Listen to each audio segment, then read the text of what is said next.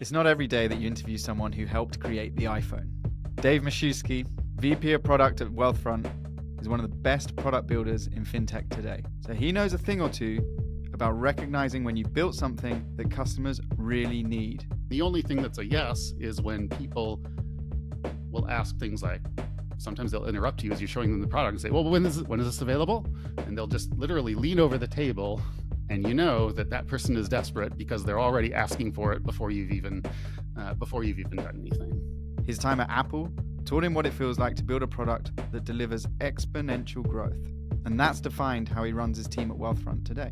Wealthfront is one of fintech's OGs. Founded back in 2008 when it became the world's very first robo-advisor. In today's episode, you're going to learn the product process that Wealthfront followed on their path to amassing over $60 billion in assets from over 800,000 customers. Now, we'll also touch on the signals he looks for with product market fit and the features that they've built to successfully grow deposits and investments. So let's get to it. Here's my conversation with Dave. Hello, Dave. Hi, Max. How are you? I'm very well. How are you today? I'm doing great. Thank you. Well, thank you so much for joining us. Dave, I want to get straight into it because you're an engineer on the team that built the very first iPhone. It's probably the product that's had the most impact on the world in recent history. Can you just tell us what that experience was like? You know, what lessons have you learned from your time at Apple that stick with you today? I could probably fill a whole podcast with that, but it's a fantastic experience. I mean, we was able to work with some of the best engineers and designers on the planet. And I think one of the things that really struck me in working on it was just how small the team was. It was maybe 40 or so people behind a closed door in terms of people who were working on the UI, maybe 400 people in total. And we did an all hands with everybody, which is not that much bigger than Wealthfront. And I think one of the lessons that really has kept with me is how much, if you have a very talented small team, you can accomplish way more than having a big team of average talent. And so that's one of the things that I always look for, is having a team that's very, very talented and great at what they do. And if you do that, I think you're going to accomplish a lot. And I think one of the other lessons that sort of I learned on the iPhone was how much, if one has a surprise, how much one can really expand the market. And, after we announced the iPhone, we all came back to the office the next day. We were pretty happy. We saw lots of nice articles. But then one thing really caught our attention, which is that we have a bug tracker, and we saw all of these requests for, can I build an app? Can I build an app? Can I build an app? And it not only was highly requested, but at the time, people were having trouble finding anything else that had ever been requested that much in history. And then when we launched the iPhone, we had people hacking the iPhone so that they could build apps on it. And they were coming up with their own software development kit so that they could build apps. And I think that's one of those things where you just saw the pull of demand really ripping a feature out of your hands. So not only did people buy the product, but you had all of these developers who were just absolutely desperate to build apps. And so, of course, Apple built the App Store the next year. And now, what was the world like without apps running on your phone? Nobody really knows the difference anymore. And so I think that was pretty incredible. Yeah, that is incredible, because you think, especially for a product like the iPhone, you think it's some sort of strategic genius move. But the way you just describe it there is just such a logical step, right? You just listen to the feedback that comes in, and then you give the people what they want. Did it feel like that at the time? I mean, if it were only that easy, people wanted everything. When the iPhone came out, there was people didn't know if the software keyboard was going to work. Now, we knew because we had been using it. We learned we were actually pretty fast at typing, so we knew that was not a concern. But they wanted a faster internet connection, 3G. They wanted cut, copy, paste. They wanted all these things, and you can't build them all. And so I think you have to listen to your customers, but you really have to figure out, what it is that you can do that will create the most value. And perhaps ironically, the thing that generated value for the iPhone wasn't actually the phone itself, the phone app. There were a few nice things that we did, like visual voicemail, but at the end of the day, the thing that really made the iPhone so powerful was it was putting the entire internet in your pocket in an easy and convenient way. And fortunately, we had a lot of people who wanted to build apps, and that is something that we invested pretty heavily in. But we still, we didn't 10x the size of the team. We still had a small team all throughout. And so I think really just focusing on what your customers want. And then one of the things that I've learned over the years is that you don't just give them what they want, but often giving them more of what they want at the end of the day is really what will lead to outsized success. And what do you mean by that when you say give them more of what they want?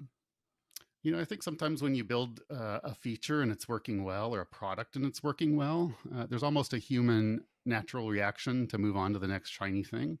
And so often, or to look at what's broken in the product and fix what's broken. And most of the time you get far more success by doubling down on what's working well and doing more of that than fixing a problem. So, the original iPhone was not known for its ability to take phone calls. It dropped phone calls at a rate that was perhaps higher than what the phone that you had previously using was, but people didn't care because they were desperate for all of the other things, text messages that you didn't have to tap, the 1 key, the 2 key, the 3 key to talk to somebody. And so, I just think just working on things where you are doubling down on what's working, and you have to fix problems too, but that's often not going to lead to the market success. What leads to market success is by really reinforcing and building upon the things that are working. And so when you ship a product, you have to figure out what's working well and why, and then what can you do to really amplify that and make that even better.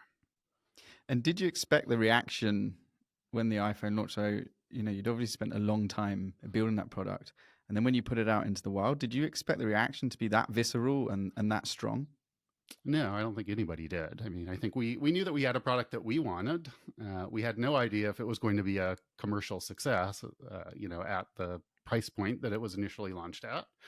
And I mean, the amount of hype and conversation was just so big. It was really overwhelming. I think my understanding from the PR team is that they used to track every single article written by external reporters, and when the iPhone launched, they couldn't do it because there was so much written, and so they had to pick and choose who they were going to track. So I think the response was just outside of anything that we had imagined, and I think it was a big, honor and privilege to work on it, but also it meant that we got to go out and build the next one and make it even better and serve people even better. And so it was even a bigger responsibility because of its success. I'd just like to touch on that point where you talk about the importance of having a small team of great people. I've actually heard this quite a lot recently. Doesn't seem like a massive surprise, but what is difficult is how do you know when you have, what do you look for in a good team? What does that feel like when you're surrounded by a small, really good team? If you think back to those days, what was that made you realize these people I'm working with are all A players and able to deliver, a market-changing product? Yeah, I think one of my first examples, I had demoed an animation that I think one of the software leaders has thought was pretty terrible, and I was feeling good because I made it better. I showed it to him. He's like, yeah, that's better, but this other thing in this demo that you showed me is slow. Like, make that faster too. And it was a constant. And so as a fairly new college grad, I was maybe a couple of years out of college. That was, asking for more when I kind of wanted a little compliment too, was something. But then what I realized is that, well, actually, if he has that high of a standard for somebody who's a couple of years out of school, imagine the standards that he has for people 4 years and 7 years and 10 years out of school who are, very seasoned at what they do. And I think having high standards and making sure that people live up to them is just super important. And I think one of the things that I look for in a quality team, like how do you know that you have a quality team? I think one thing is they should surprise you every now and then. Maybe not every day, and some of the surprises will be negative, and that's actually a good thing if you have maybe 1 out of 10 surprises is a negative surprise. But I think they should be surprising you with the insights that they have, or a corner that they saw around that you weren't even thinking about. And so I think you really want a team who I think has a diverse set of skill sets that complement one another, and that will surprise you because of their talent. Amazing. So just as we move on, I think, I'm loving hearing that, a great team with a lot of talent, with a lot of focus is important, but also keep hearing you're almost looking out for surprises, good and bad, in everything, whether that's listening to the customers, how the product is performing. I wonder if that's a part of your your expertise in product and what allows you to build new and exciting and innovative products. So I'd like to transition a little bit into the. Oh no, go on. Am I right there? Am I onto something? No, you're right. And I think there's, can take you through the process that we use at Wealthfront in a little bit, but there's really three things that we look for when we launch a product. Number one is identify who is desperate. I mean, that's pretty essential. You have to know who your customers are who actually like the product. Number two is identify the surprises. So how are people using the product in ways that you don't expect? And then number three is there exponential organic growth? In terms of surprises, you can get smart people sitting around talking about what a product might do or should do or how people might receive it. But at the end of the day, you don't really know.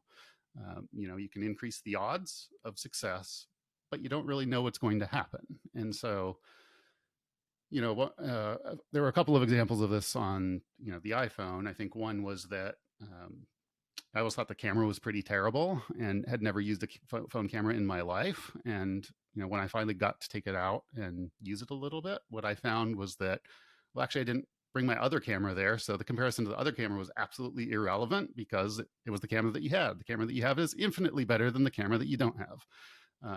And, standing in line and being able to use the internet and do work while I'm standing in line, like those are things that you don't necessarily think about when you're working on the product all the time. But when you actually are using it as a customer, you find that you're actually getting different value than what you expected.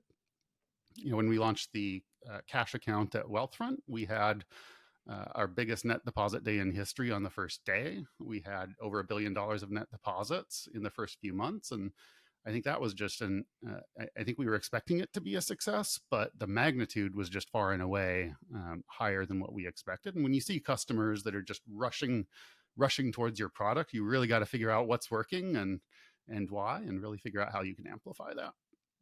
So putting yourself in the shoes, I guess it's putting yourself in the shoes of a customer, but actually just being the customer.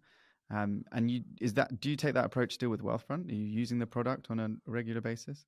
Yeah, I mean, I have every single account that Wealthfront offers pretty much, except for maybe a trust account, but that's an account that I should have.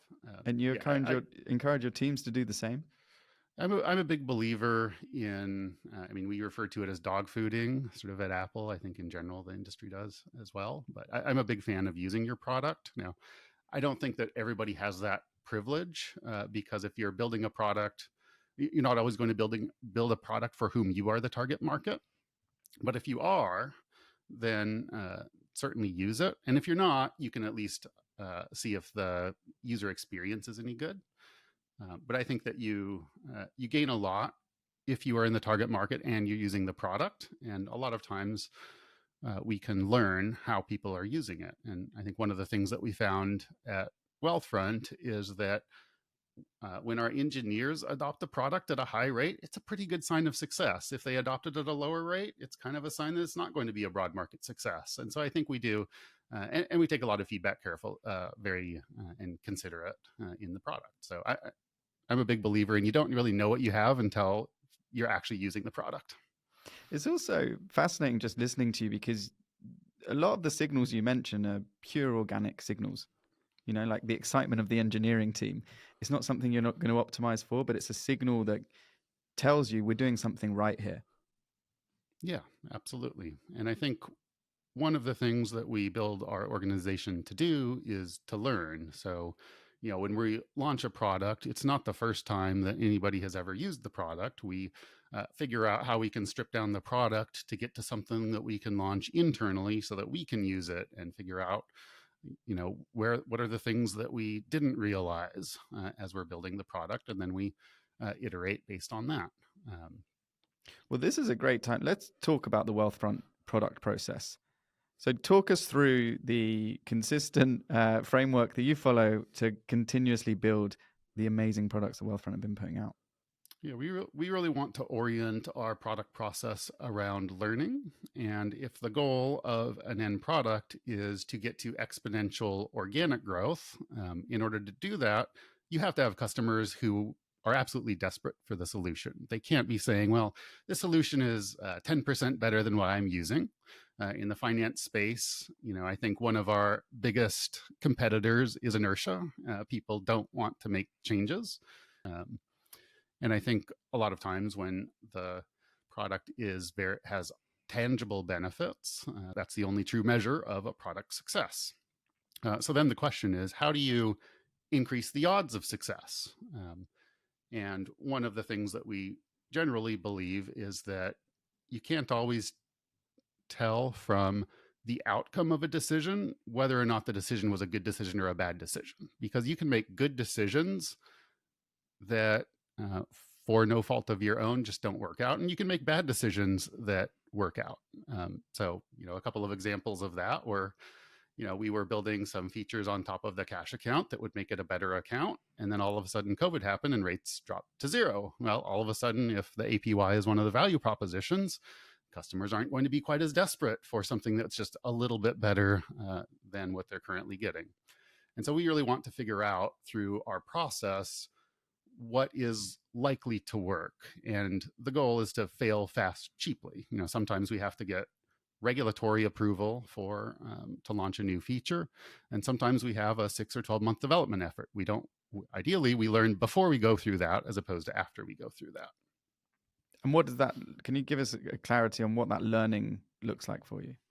Yeah, so we have a couple of things that we do before we start the project. So we want to validate two things. We want to validate the concept and validate the implementation. Now, what we want to do is we want to have an insight that allows us to test a particular hypothesis. The insight could come from a variety of ways. It could come from people calling or phoning our client support team. It could come from an idea that an engineer has because they've observed a technical change that all of a sudden they figured out we can take advantage of it. Or it could be a market dynamic or a legal regulatory dynamic. And so a few examples of each of those. So step one is identify the insight. So a technical change might be when we founded our Wealthfront service in 2011. One of the insights was there were all these APIs becoming available. So whereas maybe 5 or 10 years ago, you couldn't automate everything, now all of a sudden you could automate a pretty good investing portfolio. And then for a legal regulatory change, one example of that in the US is the Durbin Amendment, which capped interchange rates on banks above $10 billion. And so some startups were able to then work with banks to earn interchange revenue, and through a software solution that's low cost, have a business model that's built on interchange. And there have been some successful startups along those lines. And I think there's some market inflection points as well. There's certainly during the COVID era, in the US, mortgages picked up quite a lot because rates went to zero. You had a lot of refinancing, so anybody in the mortgage business did well. Now that turned out to be a temporary market change, and that's the one thing that you have to be careful about, is what's temporary versus permanent.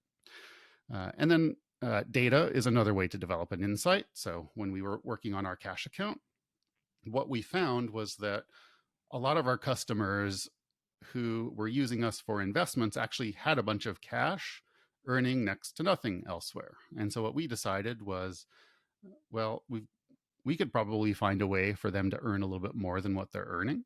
And so what should the shape of that look like? So once you have the insight, like customers have a lot of low earning cash held elsewhere, then we want to create kind of a concept, test a concept with them. So, we can do that through a variety of means. So we can do that through a combination of talking to customers, surveys. We've done some signal tests as well.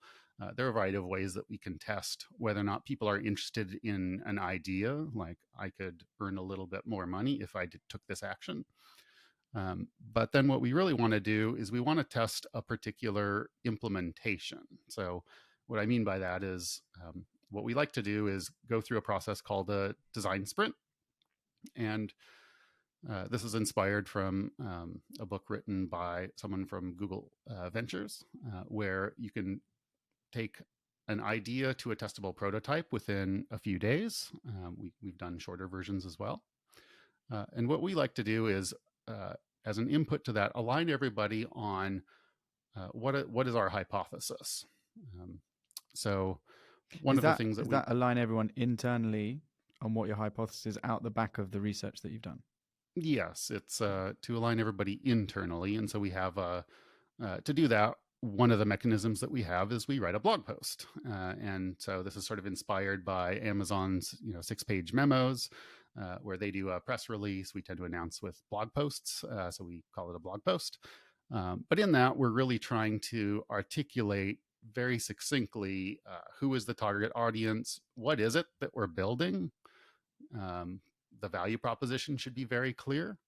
An example of its use, how does it fit within Wealthfront's products and services, and how does it fit with our long-term vision? And I'm a big believer that writing is thinking, and it really forces you to clarify your thoughts. And oftentimes when you're actually writing that blog post, you're realizing that there's some missing pieces to your thinking. So by the time that we've written the blog post, we've done a lot of good thinking.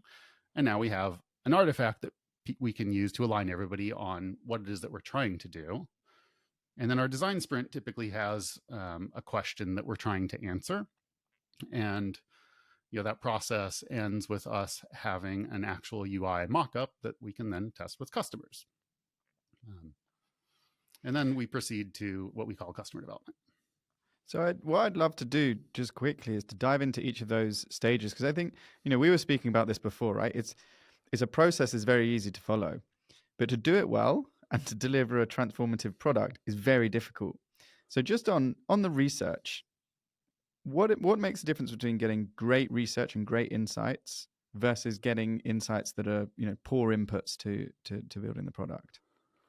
Yeah, I think we like to use a combination of qualitative and quantitative data to uncover the insights. And I think as we've been doing research for quite a while, we've built up a foundational body of research that really gives us a good mental model into our clients. And what we really want to do is uncover the insights and why somebody might be truly desperate. So who might this product appeal to? What are their needs? How urgent are they? How desperate they are? What qualifies as a desperate customer? What does that look like when you land on it? Because I imagine you've got a very large customer base. You must have a very broad set of insights. Like, how do you know when you get that signal of someone is desperate for this product, and how do you know that is worth focusing on?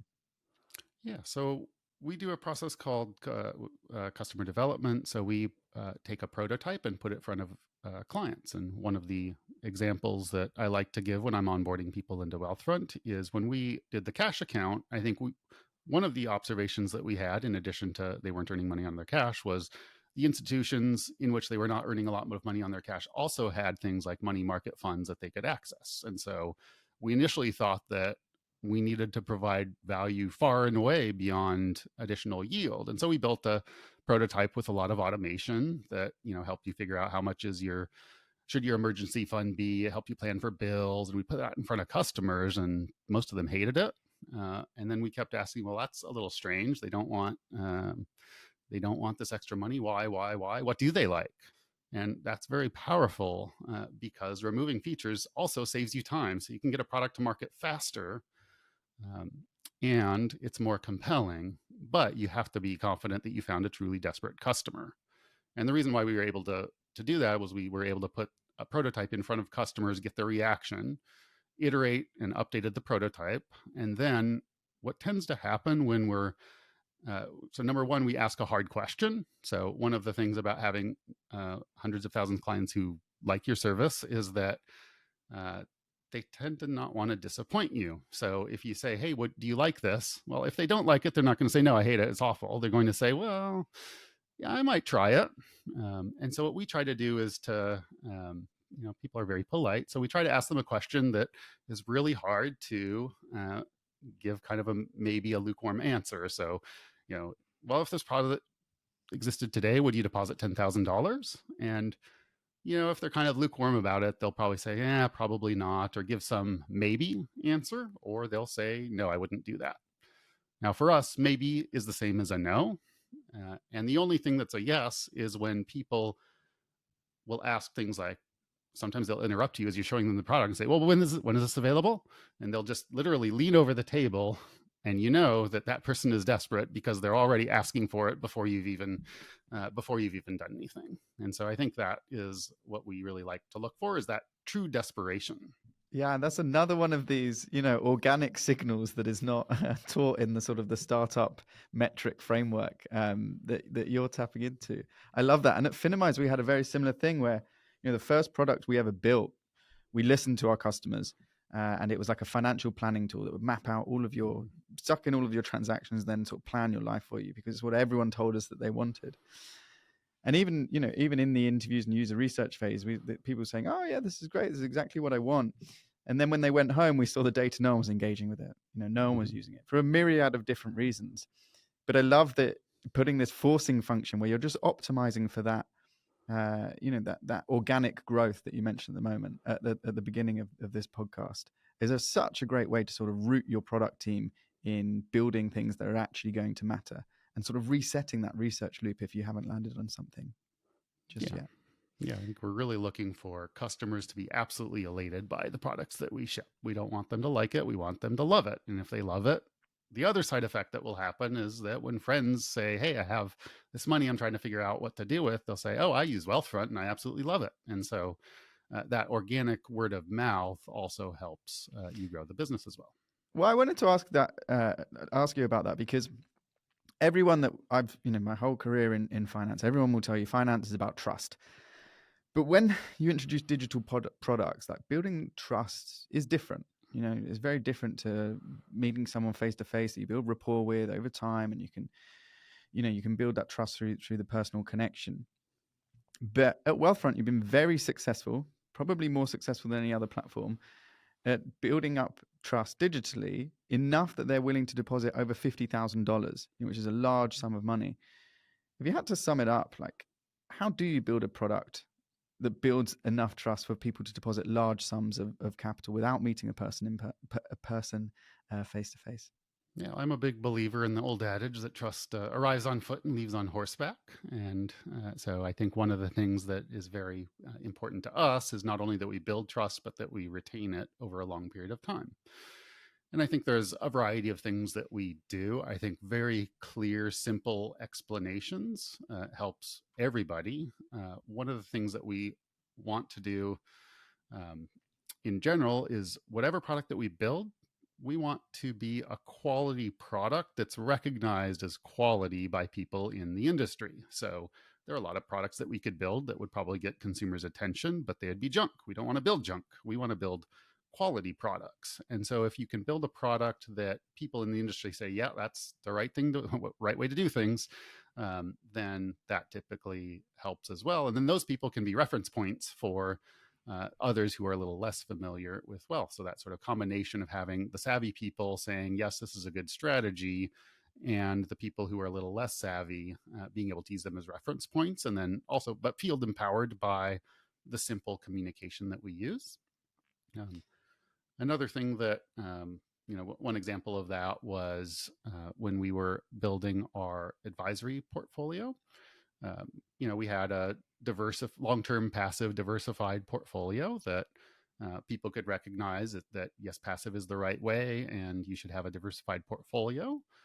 And there were some people who, when we offered that, said, well, that's a great strategy, but I can do that on my own. And then when we offered tax loss harvesting, where we look at accounts every day to find opportunities to harvest losses. Now people said, well, I can't do that on my own. Like, I can do that maybe once a quarter, once a year, but it's painful and annoying. I can't do that. And so I think when you're also able to use automation to build in things that people simply can't do on their own, I think it really is very powerful. I think we also saw this in our automated bond ladder, which is our latest product, where, if you wanted to create, say, a 6-year ladder with treasuries maturing monthly, you have to buy at least 62 different instruments. Like, you can't do that on your own. That would be super annoying. And so I think people who, if you have people who recognize the strategy as being quality and then build very simple, easy to understand user interfaces that are high quality, people really gravitate towards that.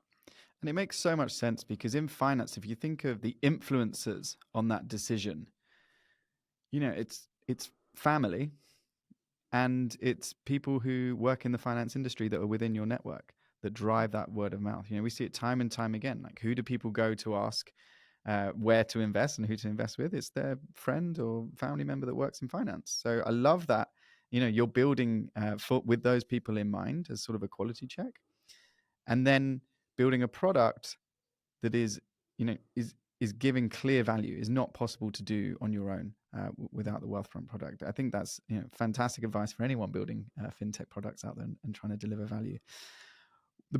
The most common question I get asked by our clients and people in the business community that we're building is, how do we genuinely drive deposits? Because everyone wants more people to invest. How do we genuinely drive deposits into investment accounts and into other products? Because especially more so in the UK, but it's very common that people are sat with too much cash for their own good. And companies are sat there thinking, okay, what features do I need to build that is going to nudge customers to make better decisions for themselves and move out of cash into investment products?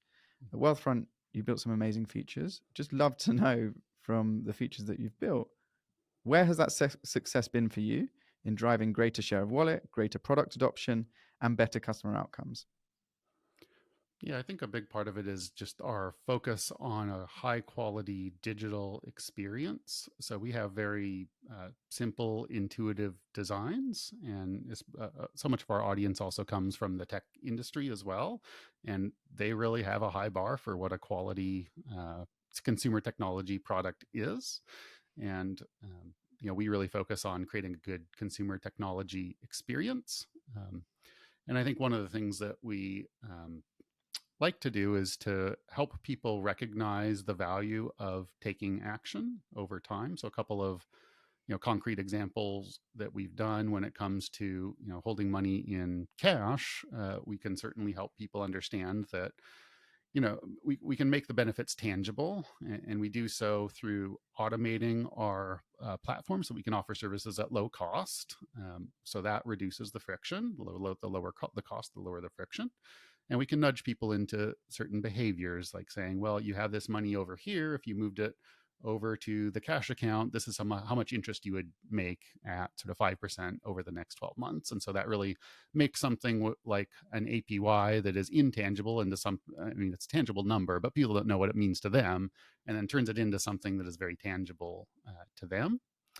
And, investing, I think one of the challenges is that no one can guarantee returns, and no one should guarantee returns. And so you can't make it tangible, but you can nudge people when you can nudge people to change behavior over time. One of the things that we like to do on the investing side is nudge people to make recurring deposits. I think in the investment industry, you always want people to be investing regularly and over a long period of time.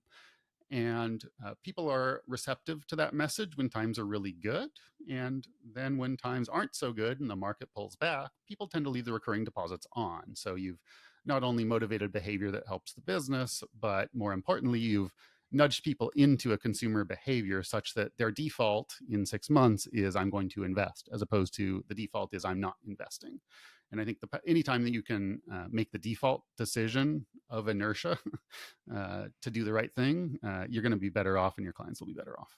But that's really powerful, because I think it's something that a lot of institutions miss, right? Like, it's so easy to try and change the behavior of the consumer. Okay, we all know that when times are down, we should see it as a stocks being on sale, and that's the time to invest. But actually, in reality, that's not what people do, and that's not how people engage with their digital platforms. So it's fascinating that you are building products for how the modern investor engages with their investing platforms, and it's also really interesting that you're delivering better customer outcomes. Yeah, and I think part of that is also, as we're building our products, like we target a volatility that people are a little bit more comfortable with. If your portfolio is moving up and down 30% every year, it's really hard to maintain that behavior. And so I think we also have to think about sort of portfolio construction as a way to drive client behavior as well.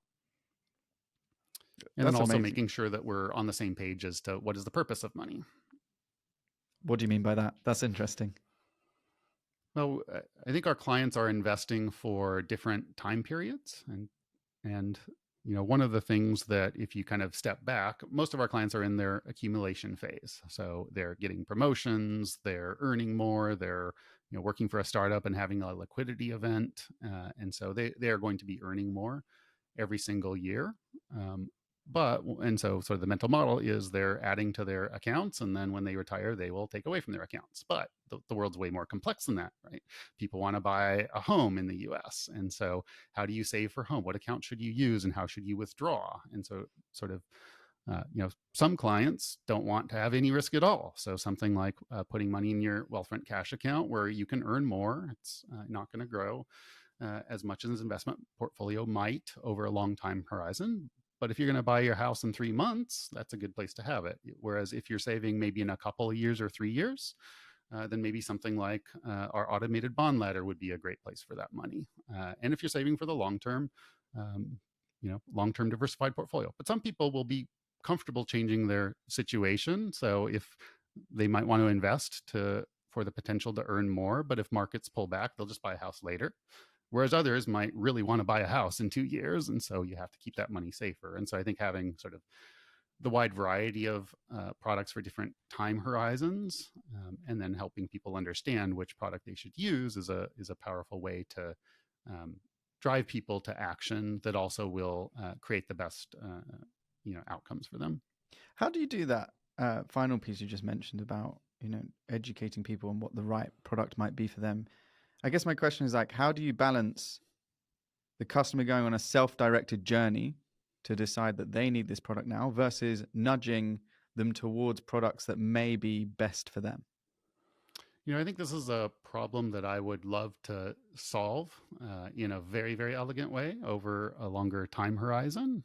But I think one of the things that we find as that we've done over the years is we write blog posts about some of these topics. And so it is really helpful to be able to point people to blog posts about it.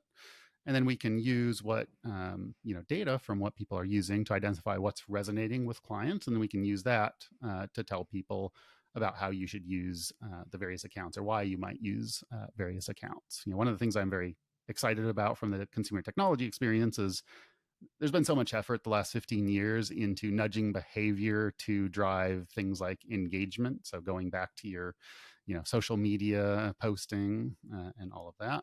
And, I think there's just a wealth of knowledge there that can be used in finance. And I think there's a wealth of behavioral knowledge as well in terms of behavioral finance. So like one of the, examples that we have, Meyer Statman, who's on our investment advisory board, wrote about the difference between bond ETFs and, buying an individual treasury by itself. And one of the things that, that we find is that people don't like the feeling of loss. And so if you buy a bond and hold it to maturity, you know that you're getting your money back plus interest. Whereas if you buy a bond ETF, that money is going to go up and down, and it will be sort of repriced on a daily basis. And so some people like the feeling that they're not losing anything. Even if they end up losing to inflation, they're more comfortable with that. And so I think leveraging the best of behavioral finance is, I think, going to be important, especially as the product portfolio expands as well. So what's exciting to me about Wealthfront. At Finimize, if there's one thing we know, it's content, and you're not just serving that out to customers to help engage and educate them. You're actually using it as intent signals. And we think that we spend so much time, or institutions and platforms spend so much time obsessing over demographics or sort of financial position, but actually the content they're engaging with is probably the best metric of intent or what position they are on that journey. Mm-hmm. Yeah, it's definitely gives us insights into what people are thinking about, and also how that's changing over time, because as markets change, people get interested in different things as well. A lot more people, we're talking a few days after GameStop had a big massive rally because of one tweet that had nothing to do with economics. And, there's some illogical behavior too. I love it. Well, we could talk all day about content, but I'm interested, Wealthfront has done an incredible job at attracting this sort of next generation of affluent and high net worth investor. If you had to single out any key traits, for the people that are listening and interested in this audience, key traits that differentiate modern investors from any previous investment any previous generation of investors, Yeah. what Well, would I they think, be? yeah. So I think if I think about sort of the holistic transition, it used to be you talked to somebody. And then, with Charles Schwab, you called somebody on the phone to make a trade.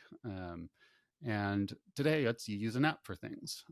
And I think our generation, if we're sitting here in 2024, the iPhone's been out for 17 years. So, starting next year, every single adult was born after the iPhone, and people really want to use their mobile apps to make a lot of their decisions. And so I think that focus on uh, technology is always there. I have a 8-year-old son who, when he touches a computer without a touchscreen, it kind of feels broken to him. And that's a very different way of thinking than those of us who grew up without the internet. And so I think that's one of the big things that's changed is just people see high quality technology products, and a lot of them would prefer to interact only through the technology products, not by talking to people. And so much of the industry is not optimized for that. We have a bunch of brick and mortar um, branches that are all scattered about. We have sort of one of the most common ways to transfer money, the ACH system. I can drive from here to New York before I can finish an ACH transfer. And in a world where you can watch a video on YouTube and you can FaceTime with people halfway across the world, it's totally different expectations that people have. And I think really building a platform where people can get what they want instantly without talking to anybody. And also, one of the curious things that we find is that sometimes people prefer to use an app because there's no human providing judgment. So, if they talk to a human, they feel like they have to get their act in order. They have to feel like they have to ask smart questions, not dumb questions. Whereas when you're interacting with a piece of technology, there's no judgment. And so I think that really enables all sorts of different new ways to interact with finances that, we'll be building over the next decade. And I guess because there's so much wealth sat in older generations, it's kind of defending the finance industry a little bit from how drastic this shift is going to be when everyone that has grown up with an iPhone is used to engaging with the finance and investing industry through digital channels and no longer has any interest in working with their face-to-face financial advisor. Dave, thank you so much for your time today. I just want to finish the same way I finish every one of these episodes.